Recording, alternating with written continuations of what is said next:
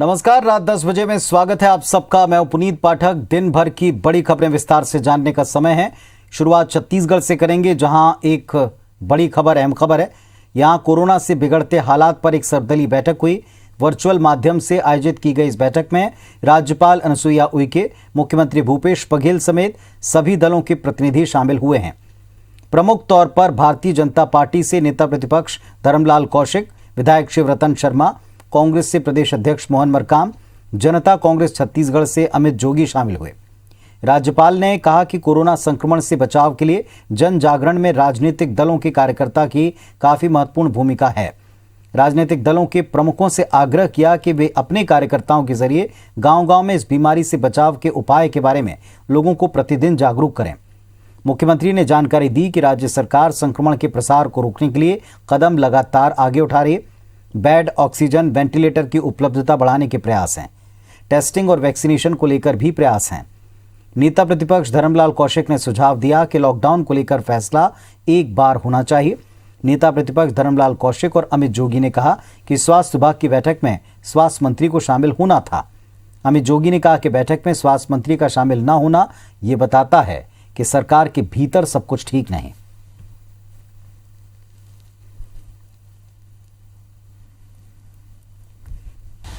एक जिला में एक बार लॉकडाउन, दूसरे जिला में दूसरा। हमने कहा है कि एक बार आप लॉकडाउन करें, 15 दिन के करें, 20 करें, 25 दिन, 30 दिन करें। दूसरी बात, जो यहाँ पर जो लोग हैं, गरीब लोग, इस लॉकडाउन की स्थिति में भूखे ना मरे, उसके लिए अन्न की व्यवस्था सुनिश्चित करें। तो इंटरनेशनल क्रिकेट स्टेडियम है, जब खिलाड़ियों के लिए बबल जोन बनाया जा सकता है तो मरीजों के लिए भी उसका उपयोग करना चाहिए। कम से कम 15,000 बिस्तर वहाँ पे लगाए जा सकते हैं।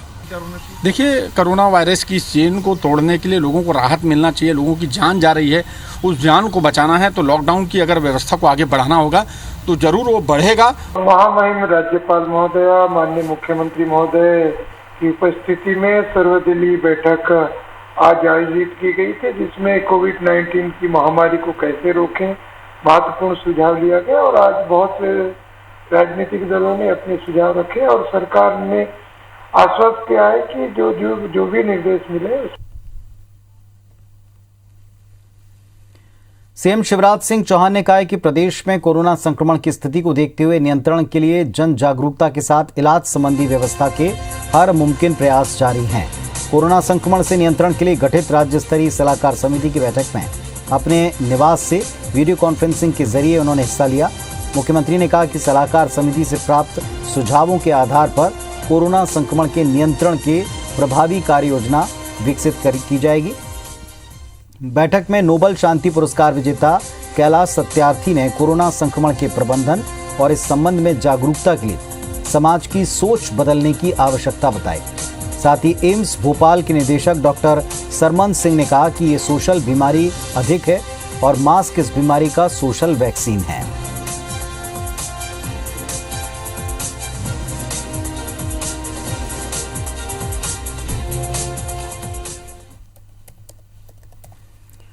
कटनी पहुंचे भारतीय जनता पार्टी प्रदेश अध्यक्ष वीडी शर्मा ने जिले में लगातार कोविड-19 के संक्रमितों की संख्या को देख कलेक्टर दफ्तर में एक मीटिंग की। पत्रकारों ने संक्रमितों की बढ़ती संख्या के बारे में पूछा तो कहा कि संख्या लगातार बढ़ती रही तो बीजेपी कार्यालय को भी कोविड वार्ड बनाएंगे। मध्य प्रदेश सरकार इस महामारी से लड़ने के लिए जनता के हित में हर मुमकिन कोशिश कर रही है। जनता से अपील की कि सरकार ऑक्सीजन की कमी नहीं होने देगी, लेकिन जनता को कोविड नियमों का कड़ाई से पालन करना होगा।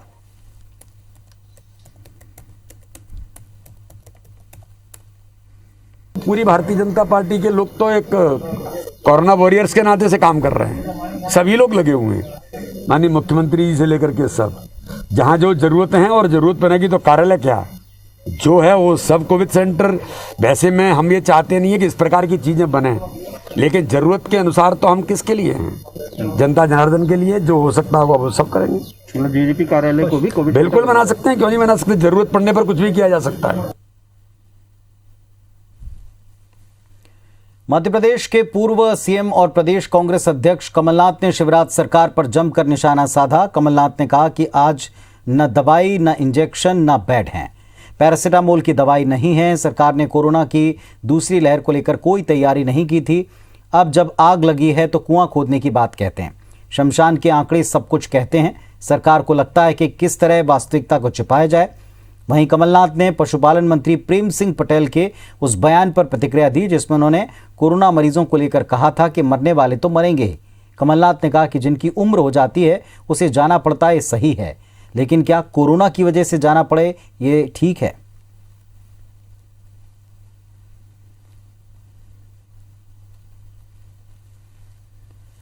मध्य प्रदेश में रेमडेसिविर इंजेक्शन के लिए लोग दवा दुकानों की चक्कर लगा रहे हैं और इस बीच हेलीकॉप्टर के जरिए रेमडेसिविर इंजेक्शन भोपाल लाए गए। इंदौर से 42 बॉक्स में 2016 इंजेक्शन की डोज भोपाल लाए गए। इंजेक्शन के आवंटन को लेकर सरकार ने कलेक्टर्स को अधिकार दिए हैं। वहीं मरीज के परिजन रेड क्रॉस में 1568 रुपये जमा करा के इंजेक्शन ले सकेंगे। परिजनों को आधार कार्ड और मरीज के इलाज की पर्ची दिखाना अनिवार्य किया गया है।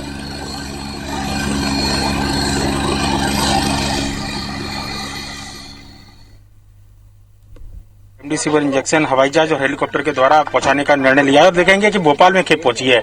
ये जो स्टेट हैंगर पर तस्वीरें आप देखेंगे कि भोपाल में यहाँ पर इसी चॉपर के में रेमडेसिविर इंजेक्शन को पहुंचाया गया है और इनको अलग अलग जिलों में रवाना किया जाएगा। सर, चॉपर से यहाँ पर रेमडेसिविर पहुंचाई है आपने और क्या आप किस तरीके से सप्लाई की व्यवस्था रहने चॉपर से यहाँ पर रेमडेसिविर पहुंचाई है आपने और क्या आप किस तरीके से सप्लाई की व्यवस्था रहने वाली? जो गवर्नमेंट का इनिशिएटिव है ये ऐसे भी डिस्ट्रीब्यूट हो रहा था। चॉपर से हम खंडवा, रतलाम, भोपाल से विदिशा जाएगी, डिस्ट्रीब्यूट होगी। तो this is to faster distribution of remdesivir injections for the covid patients. Okay sir, क्या लग रहा है कि जो दिनों में सप्लाई होती थी अब घंटों में सप्लाई होगी, जल्द रात में? डेफिनेटली इससे बहुत फायदा होगा। भोपाल में सर कितने बॉक्स लाए गए? सर, भोपाल के लिए 41 बॉक्सेस फॉर मेडिकल एजुकेशन है, 41 हेल्थ सेक्टर के लिए।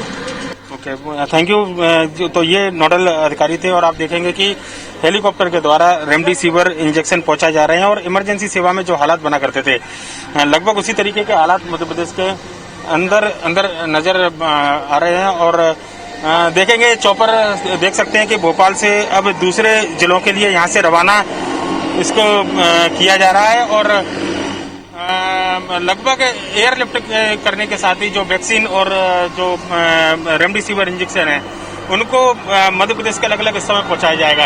यानी कि जो तस्वीरें बना करती थी कि कई जिलों में कई दिनों के बाद में इंजेक्शन और वैक्सीन जिलों में पहुंचवा रहे थे, कम से कम उससे निजात मिले, जल्द लोगों के राहत मिले, उसके लिए प्रदेश सरकार का एक बड़ा कदम इसको कहा जा सकता है। कैमरामैन अमरीश के साथ Sudhir Tandotiya, IBC 24 Bhopal. Remdesivir injection को लेके काफ़ी सारे मिथक भी हैं जो प्रचलित हैं, but and then there are certain guidelines जिसके अनुसार ही रेमडेसिविर लगाया जाना चाहिए। तो उस गाइडलाइंस के पालन करते हुए हॉस्पिटल्स को रेमडेसिविर सुनिश्चित हो सके, इसके लिए हम लोग सतत प्रयासरत हैं। In small quantities, some quantities हम सभी हॉस्पिटल्स को अवेलेबल भी करा रहे हैं एंड आई एम श्योर कि क्योंकि सरकार का पूरा ध्यान इस विषय पे है, आने वाले समय में सिचुएशन और ease out.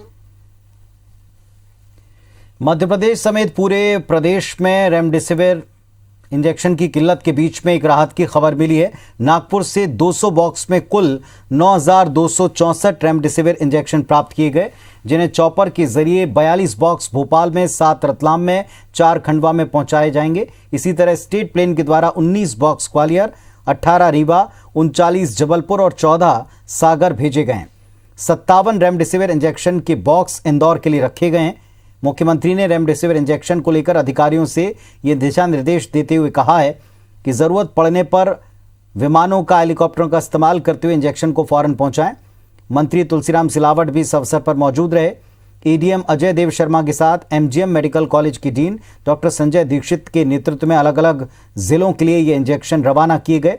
75% injection MGM medical college और 25% स्वास्थ्य विभाग को दिए जाएंगे। मंत्री सिलावट ने कहा कि आपूर्ति को बढ़ाने का प्रयास हो रहा है, फिर भी पर्याप्त मात्रा में इंजेक्शन उपलब्ध अभी नहीं है। सरकार इसके लिए काम कर रही है, कंपनियों से बात कर रही है।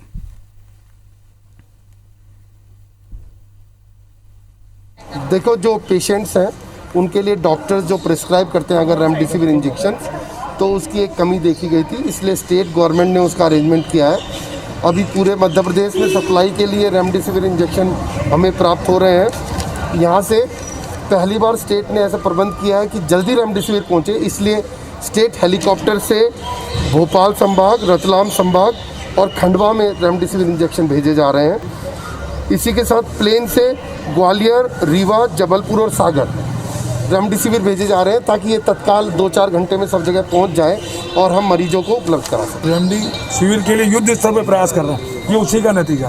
ये जिम्मेदारी हमारी सरकार की, हम कोशिश कर रहे हैं, निरंतर प्रयास करें। मॉनिटरिंग को लेकर सवाल खड़े हो रहे हैं मंत्री जी, क्योंकि कहना है कि जरूर एमजीएम प्रोवाइड कर रहा है हर जगह, लेकिन ट्रांसपेरेंसी नहीं है कि कहाँ कितने सप्लाई हो रहे हैं। देखो मैडम, बिल्कुल पारदर्शिता पूरी है। मेडिकल कॉलेज के हमारे डीन साहब यहीं बैठे हैं, कमिश्नर साहब उसका समन्वय कर रहे हैं। अब एक बात सुनो, क्योंकि मांग और पूर्ति थोड़ा, आप जानते हैं कि जो मांग करते हैं रोज से डबल हो जाती है, वो हम डबल करते हैं तो फिर 4 गुना हो जाती है। इसमें थोड़ी दिक्कत आ रही है, और ऐसे आपके संज्ञान में कहीं हो तो मुझे बता दें। राज्य सरकार ने दावा किया कि रेमडेसिविर इंजेक्शन की आपूर्ति निरंतर जारी है। राज्य को मिले 8,800 रेमडेसिविर इंजेक्शन का अस्पतालों में वितरण किया जा रहा है। खाद्य और औषधि प्रशासन विभाग के प्रभारी अधिकारी ने यह बताया कि सन फार्मा कंपनी की 5400 और हेट्रो कंपनी के 400 इंजेक्शन की आपूर्ति हुई। हालांकि राजधानी के अस्पताल में भर्ती मरीजों के परिजन अभी भी हाथ में पर्ची लिए इसी इंजेक्शन को खोज रहे हैं, भटक रहे हैं। अस्पताल प्रबंधन दवा नहीं होने की बात कह रहा है तो दुकानों में इसकी बिक्री बैन। ऐसे में परिजन इंजेक्शन के लिए हैरान परेशान घूम रहे हैं। प्रशासनिक सूत्रों का यह दावा है कि प्रशासन ने दवा के अलॉटमेंट का नियंत्रण खत्म कर दिया और इसके बाद कल से रेमडेसिविर आसानी से उपलब्ध हो पाएगा। मुख्यमंत्री के निर्देश पर 2 IAS अधिकारियों को कंपनी के उत्पादन केंद्र हैदराबाद में तैनात किया जा चुका है।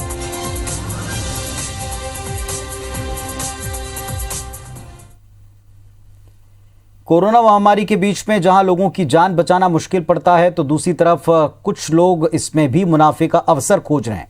इंदौर से इससे जुड़ी खबर है, जहां क्राइम ब्रांच ने एक शख्स को अमानक रेमडेसिविर के 400 इंजेक्शन के साथ गिरफ्तार किया। आरोपी का नाम विनय त्रिवेदी है, जो पेशे से फार्मा कंपनी का मालिक है। पुलिस आरोपी से पूछताछ में जुटी है। जबलपुर में इंजेक्शन की कालाबाजारी सामने आई। यहां एक शख्स 77,000 रुपए में 4 इंजेक्शन बेचने के लिए घूम रहा था। पुलिस ने 3 लोगों को गिरफ्तार किया। यह आरोपी भोपाल से आए एक जरूरतमंद परिवार को इंजेक्शन बेचने के लिए जा रहे थे।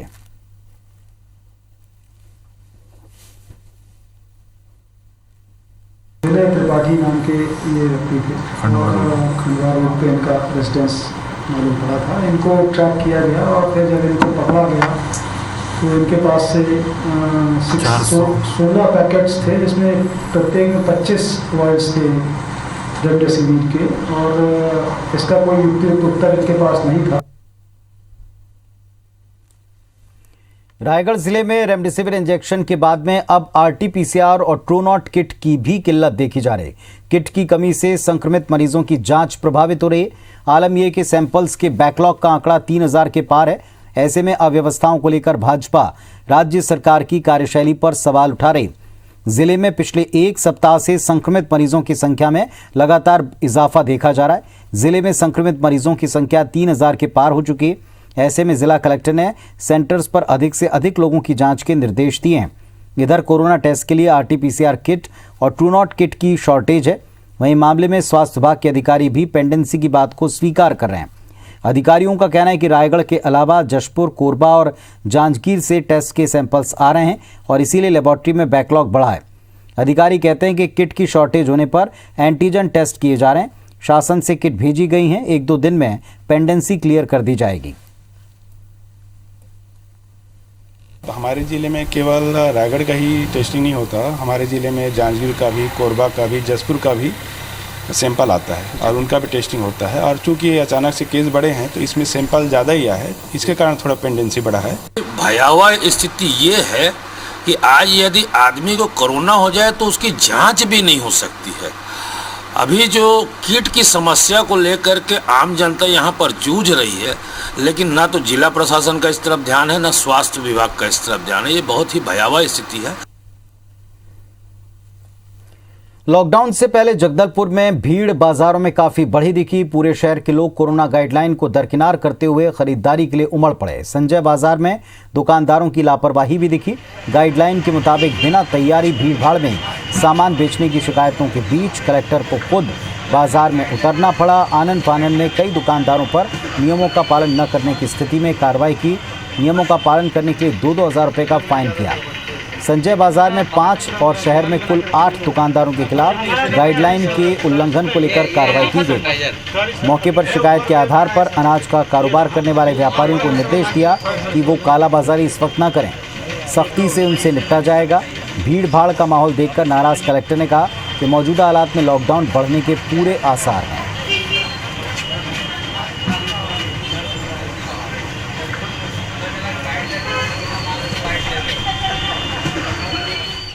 कोरोना संकट पर राज्यसभा सांसद विवेक तन्खा की याचिका पर हाईकोर्ट में सुनवाई हुई। हाईकोर्ट के चीफ जस्टिस मोहम्मद रफीक की बेंच ने तन्खा के लेटर को जनहित याचिका माना और पत्र याचिका समेत कोरोना मामलों से जुड़ी 6 याचिकाओं पर एक साथ सुनवाई की।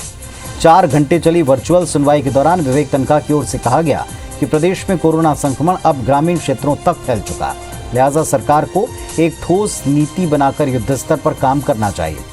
याचिका में कोरोना मरीजों के इलाज की अव्यवस्था, ऑक्सीजन की कमी, रेमडेसिविर इंजेक्शन की कालाबाजारी का हवाला दिया गया। दूसरी तरफ राज्य सरकार की ओर से कहा गया कि वो कोरोना मरीजों के इलाज की व्यवस्थाएं सुधारने लगातार इंतजाम कर रहे हैं। हालांकि हाईकोर्ट ने राज्य सरकार के जवाब को नाकाफी पाया है। सरकार को विस्तार से जवाब देने के लिए कल तक का वक्त और दिया है। हाईकोर्ट ने मामले पर सुनवाई करते हुए अपना फैसला सुरक्षित रख लिया। सोमवार 19 अप्रैल को फैसला सुनाया जाएगा।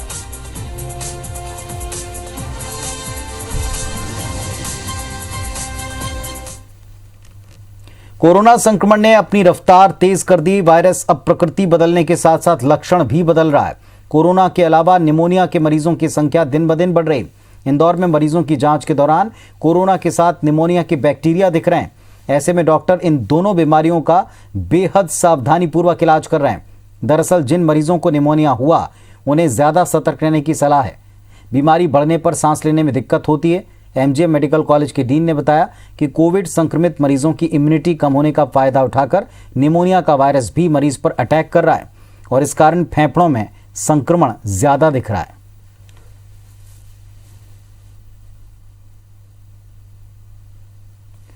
जबलपुर के कटंगी नगर में मार्केट बंद कराने निकले निगम कर्मचारियों ने नियमों की धज्जियां उड़ा दी। जो वीडियो दिखा उसमें फायर ब्रिगेड की गाड़ी पर 7 से 8 नगर परिषद कर्मचारी शाम 6 बजे बाजार बंद कराने निकले। आम आदमी पर वाहन पर अगर ज्यादा आदमी बैठा हो तो हजारों का चालान कट जाए। हर दिन शाम को 6 बजे फायर ब्रिगेड वाहन पर सायरन बजाने के लिए निकलने के लिए कहा गया, लेकिन यहाँ जो तस्वीर दिखी वो नियमों के उलट थी। किसी भी अधिकारी का इस तरफ ध्यान नहीं जाता है। अगर कोई व्यापारी अपनी दुकान को बंद करने में 5 मिनट की देर करे तो उस पर सीएमओ साहब और उनकी टीम तत्काल चालान काट देती, लेकिन खुद कर्मचारी सरेआम नियमों की धज्जियां उड़ा रहे हैं। इस पर ध्यान नहीं दिया जाता। फिलहाल सीएमओ साहब ये बात संज्ञान में आने के बाद कर्मचारियों पर कार्रवाई की बात जरूर कह रहे हैं।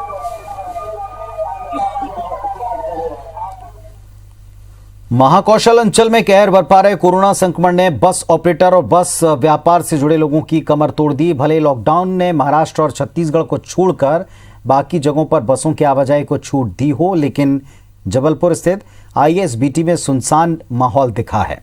यात्रियों के इंतजार में बस ऑपरेटर को अपनी बसें घंटों खड़ी करने के बाद कैंसिल करनी पड़ रही हैं।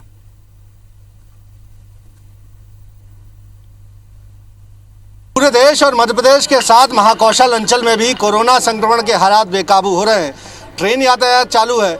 हालांकि छत्तीसगढ़ और महाराष्ट्र से जो इंटरस्टेट बसें चलती हैं उनकी आवाजाही रोक दी गई है, लेकिन बाकी बसों को चलने की इजाज़त है। बावजूद इसके जबलपुर का जो आईएसबीटी टर्मिनल है, बस टर्मिनल, वहाँ पर हालात गंभीर इस तरह से हैं कि सूना पूरा आईएसबीटी नज़र आता है और चंद बस आप देखेंगे जिनको अनुमति है संचालन की, वो तमाम बसें यात्रियों की बाट जोह रही हैं। तमाम जो ड्राइवर हैं या कंडक्टर हैं वो बाट जोहते नज़र आते हैं। आप देख पा रहे हैं कि एक ये बस है जिसमें छिंदवाड़ा लिखा हुआ है। बताया जा रहा है कि इस बस को अब से 15 मिनट पहले छूट जाना था, जो उसका परमिट का टाइमिंग है, लेकिन बावजूद ये बस यहाँ पर खड़ी हुई है। वजह यह है कि यहाँ पर इन बस ऑपरेटर्स को यात्री ही नहीं मिल रहे हैं। इस बस के भीतर ये है कि यहाँ पर इन बस ऑपरेटर्स को यात्री ही नहीं मिल रहे हैं। इस बस के भीतर भी मैं जाके जब देखूंगा तो देखेंगे कि बमुश्किल 2 यात्री यहाँ पर बैठे हैं और ड्राइवर साहब इस इंतज़ार में हैं कि यात्री जब मिलेंगे तब बस चलाई जाएगी। पूछने की कोशिश करेंगे क्या स्थिति है, क्या यात्री मिल नहीं पा रहे हैं? नहीं, यात्री नहीं निकल पा रहे हैं। तो ऐसे में क्या बस ऑपरेट कर पा रहे हैं आप? नहीं, मुश्किल है। तो कैंसिल हो सकती है बस? जी। क्या स्थिति है बताइए, और ऐसे में बस ऑपरेशन हो पाएगा? सर जी, यहाँ डीजल के पैसे के लाले पड़े हैं। सेठ मोटर मालिक का कह के डीजल डलवा रहा है, वो अपने ऊपर है, खुद का कर्जा बन रहा है। पर यहाँ सरकार को टैक्स चाहिए रहता है, टैक्स के बिना गाड़ी नहीं चलेगी बोलते हैं। और यहाँ सवारी भी भरते हैं तो प्रशासन यहाँ आतंक करता है। ये जो तमाम ऐसे बस ऑपरेटर्स हैं या इस पेशे से जुड़े हुए लोग हैं, वो ज़रूर ऐसी स्थिति में अपने गलीज हालातों का को बता पा रहे हैं। कैमरामैन सतीश सराठे के साथ विजेंद्र पांडे, IBC 24, जबलपुर। सुकमा जिले के भेज्जी गांव में उस वक्त सनसनी फैल गई जब गांव के पास सड़क के बीचों बीच भेज्जी थाने में पदस्थ 2 सहायक आरक्षकों का शव खून से लथपथ मिला। ग्रामीणों ने थाने में सूचना दी। 2 व्यक्तियों का शव सड़क के बीच पड़ा है। मौके पर पहुंची पुलिस टीम ने शवों को थाने लेकर गए। दोनों की पहचान सहायक आरक्षक घनीराम कश्यप दंतेवाड़ा जिले के नीसलनार निवासी और जगरगुंडा के पुनेम हड़मा के तौर पर की गई। क्षेत्र में नक्सलियों के अति प्रभाव को देखते हुए आशंका है कि नक्सलियों ने इसे अंजाम दिया। गुना में पुलिस कस्टडी में वारंटी की मौत मामले में परिजन बीनागंज चौकी पहुंचे। पुलिस पर गंभीर आरोप लगाए। परिजनों के मुताबिक शनिवार को पुलिस 2 लोगों को चौकी लेकर आई, जिसमें से एक शख्स को पैसे लेकर छोड़ा गया जबकि दूसरे को लॉकअप में रखा गया। पुलिस ने ना तो परिजनों से उनकी बात कराई, ना कोर्ट में पेश किया। आरोप है कि पुलिस ने उसकी हत्या कर दी। निष्पक्ष जांच की मांग की। ग्वालियर से आर्मी के सूबेदार पर एक शहीद सैनिक की पत्नी के साथ दुष्कर्म के आरोप लगे हैं। घटना मुरार थाना इलाके की। पीड़ित महिला का पति 2013 में शहीद हो गया था। तभी से वो अपनी बेटी के साथ रह रही हैं। पति की मौत के बाद महिला की मदद के लिए पति का दोस्त सूबेदार मनोज कुमार घर आता जाता था। सितंबर 2020 में मनोज कुमार ने उन्हें दूसरा मकान दिलाने की बातचीत की। इसी क्रम में वो महिला के घर उस वक्त पहुंचा जब वो अकेली थी। जान से मारने की धमकी देकर बलात्कार का आरोप है। इसके बाद आरोपी उसे लगातार बदनाम करने की धमकी देकर ब्लैकमेल करने लगा। तंग आकर पीड़ित महिला ने थाने में शिकायत कर दी। इंदौर शहर से सटे बाईपास के हाईवे पर एक बार फिर से मजदूर पलायन कर रहे हैं। इन मजदूरों के लिए पुलिस टेंट और खाने पीने की व्यवस्था कर रही है। पिछले साल जिस तरह छोटे बड़े शहरों से पलायन का मंजर था, वैसी तस्वीरें फिर दिख रही हैं। कुछ शहरों में लॉकडाउन की स्थिति को भांपते हुए गरीब मजदूर घर की तरफ चल पड़े हैं। कोरोना के संक्रमण काल में एक तरफ जहां कोरोना मरीज उचित संसाधनों के अभाव में दम तोड़ रहे हैं, तो दूसरी तरफ आगर मालवा में कोरोना से मरने वालों के शव सुरक्षित नहीं। जिला मुख्यालय के मोती सागर तालाब किनारे स्थित मुक्तिधाम पर अधिकारियों की लचर निगरानी के चलते कोरोना से मरने वालों के शव को कुत्ते नोचते नजर आए। पीपी किट में रखे शव को कुत्ते नोच रहे थे, जिसके बाद कुत्तों को तत्काल भगाकर प्रशासनिक अधिकारियों को इसकी सूचना दी गई। कोरोना मृतकों के अंतिम संस्कार के लिए बनाए गए नोडल अधिकारी शुभम राठौर से जब पूछा गया तो उन्होंने इसे चिंता की बात बताया।